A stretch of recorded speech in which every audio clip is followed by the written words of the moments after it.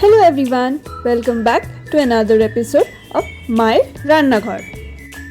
আজকে মায়ের মেনুতে ছিল নারকেল চিংড়ি ভাপা। এই রেসিপিটার জন্য যেটা অবশ্যই প্রয়োজন চিংড়ি। আমরা এখানে নিয়ে নিয়েছিলাম 400 গ্রাম মতন চিংড়ি।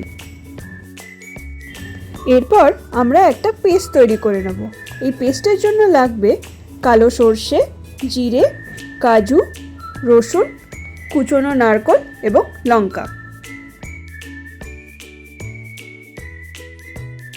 এই মশলাটা তৈরি হওয়ার পর আমরা এটা চিংড়ির সাথে মিশিয়ে নেব এবং পরিমাণ মতন জল দিয়ে এটাকে আবার ভালো করে মিক্স করে নেব।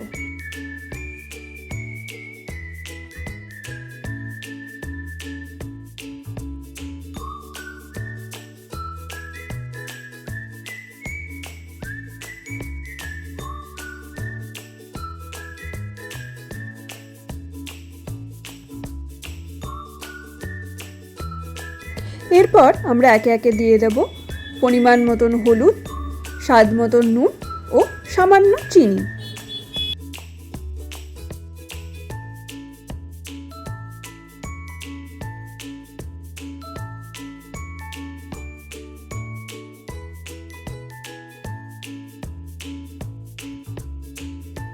এরপর দিয়ে দেব অর্ধেক একটি পাতিলেবুর রস। এই 400 গ্রাম মতন চিংড়িতে মা দিয়েছিল ঠিক ওই 2 চামচ মতন সর্ষের তেল। সর্ষের তেল দেওয়ার পর আমরা আবার ভালো করে মিশিয়ে নেব।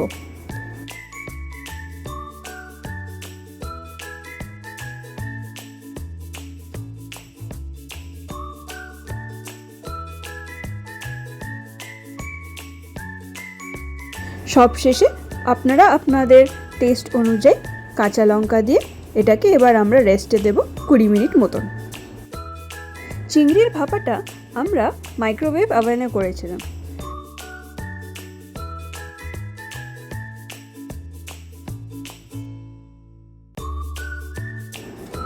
তার জন্য মাইক্রোওয়েভ মোডে 180 ডিগ্রিতে আমরা ঠিক ওই 20 থেকে 25 মিনিট মতন দেব এবং 25 মিনিট পর তৈরি হয়ে যাবে আপনাদের নারকেল চিংড়ি ভাপা। গরম ভাতের সাথে এই নারকেল চিংড়ি ভাপাটা কিন্তু জাস্ট জমে গেছিল। খুব কম সময়ের মধ্যেই কিন্তু এই চিংড়ির রেসিপিটা তৈরি হয়ে যাবে। রেসিপিটা পছন্দ হলে আপনারা ট্রাই করে দেখতে পারেন এবং অবশ্যই জানাতে ভুলবেন না কেমন লাগলো এই রেসিপিটা।